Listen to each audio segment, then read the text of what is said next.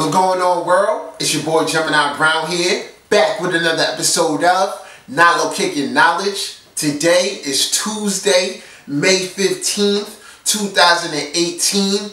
All blessings to Mars. But for those astro heads out there that know, we've been anticipating this day for a while. It's an astrological milestone. It's a changing of the guard. It's like a double changing of the guard. On one side, we have a new moon in Taurus. And we all know what new moons mean. They're the start of new lunar cycles where we can plant seeds of intention and see them to fruition. On the other side, we have a long-term transit. We have Uranus, who's been in the sign of Aries for the last 7 to 8 years, moving into the sign of Taurus. And this video is just to talk a little bit about that. First thing I want to say to the people, because I'm heavily connected on the blogs. Shout out my group, Afro Astrology, everybody in there, you know how we do. And as well as my subscribers here on YouTube. The first thing I want you to know about this transit is that yes, Uranus is the energy of sudden happenings, unexpected things, right? It is also an energy of liberation, okay? Higher genius. It is known as the higher octave of Mercury. So to some capacity, this is a intellectual energy, a revolutionary energy. So what I've been noticing is that a lot of people are fearful of this transit because they don't know what to expect. But I think the worst thing you can do is to be fearful and to expect something negative to occur. With Uranus, you have to expect the unexpected. But always know the unexpected, and here's a real deep wisdom. You have to keep this in mind on your spiritual journey. Whenever you're faced with an obstacle, whenever you have your intentions of going somewhere and that is blocked, you must know that the universe is rerouting you to something better. It's just a fact, all right? Uranus is, like I said, all those things, a liberating energy, a revolutionary energy, right? And Taurus is a very stable energy. It's a chill energy. It's a fixed energy. So it's going to be like a little clash here. However, we can always adjust to the tempo. And I guess people are feeling uneasy because they know you're about to be propped out of your comfort zone. So let's do a little rundown of what Taurus means. So Taurus is about survival. It is the survival instinct in us. I need to possess these things in order for me to survive. I need food. I need water. Okay, I need sex. All right, it's all of that. And it's related to the senses, okay? And through the senses, we experience joy. I feel like that's what the senses is really what makes us human in a sense, okay? It really ties into that lower nature, and we experience pleasure through there because Taurus is ruled by Venus. Now, with it being a fixed sign, and we all know Taurus is known to be stubborn. So the first thing we need to know about Uranus and Taurus is that you're going to be forced out of your comfort zone. Whatever mentality you have developed, wherever Taurus is in your chart, if it's in your first house, however you see yourself, you're going to need to see yourself in a new way. Whatever, if it's your second, third, let's go, you're going to need some new values, okay? You're going to have to reorient the way you acquire wealth, which is another major theme. Your communication style is going to need to change. Your position within your community, your relationship with your siblings, home, fourth house. Fourth house is going to really be about establishing, comfort, okay? This could be about breaking away from family patterns and traditions and embarking on your own. That's the liberating factor, right? This could be about leaving a relationship in which you are financially dependent, okay? Fifth house, fourth house, there's a lot, right? There's a lot. And I'll just do a little rough round because you guys really do enjoy just little insights on your houses. Fifth house, the values in terms of your dating, how you experience dating. And please understand, there's always a duality. There are some people who are operating on a very luxurious level, and there are other people who are not. And this transit of Uranus and Taurus is going to see that switch. So, in the terms of your fifth house, if you don't value, your own creativity, your own romantic experience, and the infusion of your, hobbies and things with luxury, you need to step out and do a little bit more of that. If you're on the opposite end, you need to coattail that, bring it down. Sixth house is really going to be your focus. And what you'll find as I go into elements, you will, like I said, sixth house is going to be important because your whole routine is going to change. And what you value on a day-to-day basis is going to come to a head. Okay? How you're living your life. How you're indulging in the senses on a day-to-day basis. Seventh house. I touched a little bit on it before. What's the nature of my relationships with people? Am I giving too much to them? Am I not receiving anything in return? Okay, do I have enough patience with people? Do I give up too easy? Right? Is my partner financially responsible? How can I get better? Eighth house.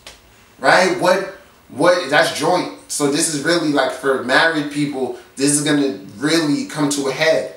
How can me and my spouse provide ourselves with the things that we really want? We've been together for 5 years and we've been on vacation one time. How can we liberate ourselves and travel more? How can we have more fun? How can we come together as a couple and experience greater intimacy, right? Taurus, like I said, relates to the senses. So in the eighth house, there can be an influx of, an increase in intimacy between you and your partner, as well as the other things I just mentioned.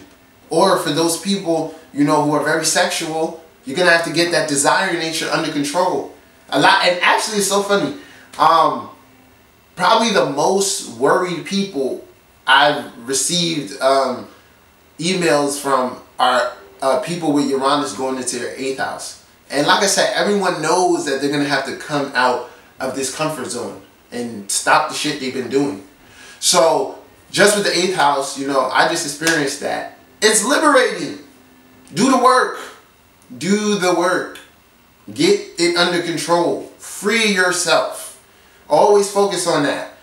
And ninth house. How am I going to structure my life around what it is that I value?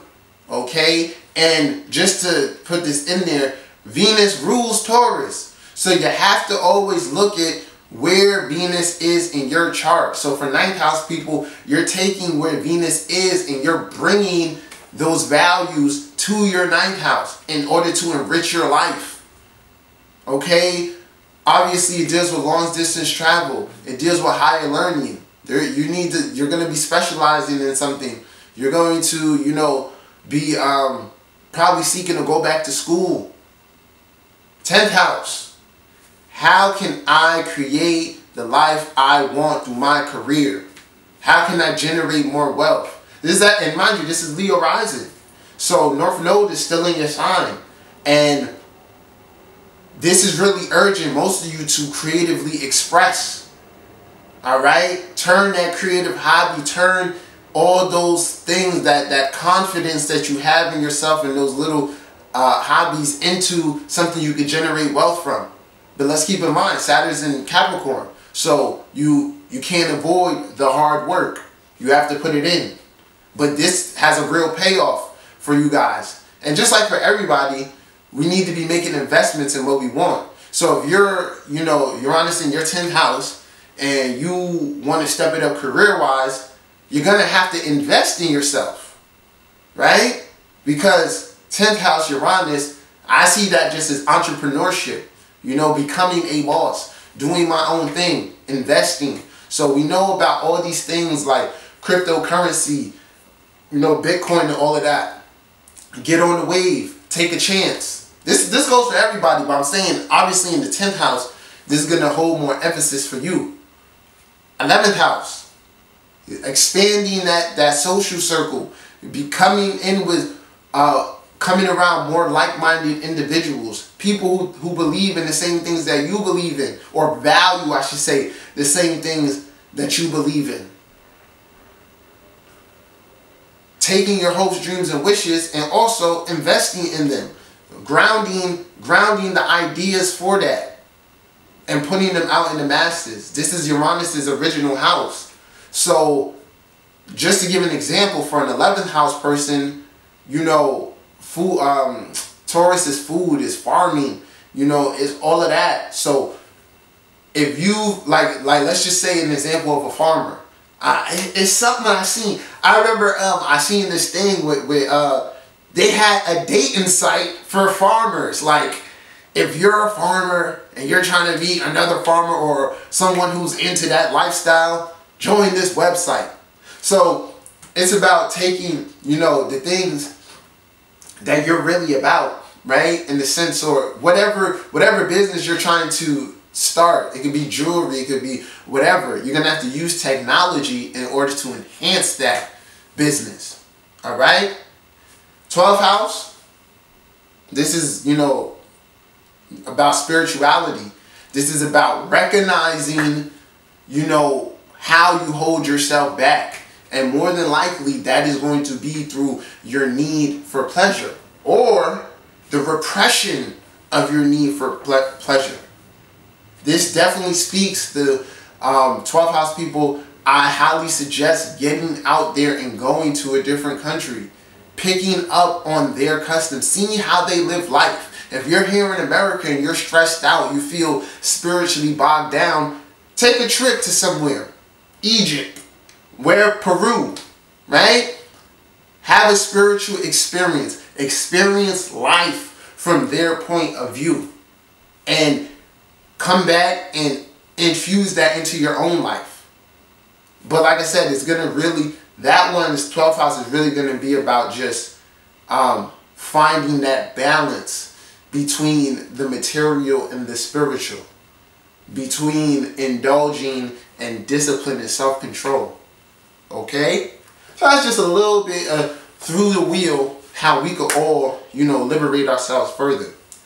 On a collective sphere, I want to say this to you. On a collective sphere, we're all going to be fed up, because let's not forget, this is Pluto in Capricorn, and I'm a Virgo, so I pay attention to, you know, Virgo moon, Virgo rising. I pay attention to a lot of details and things, how it goes.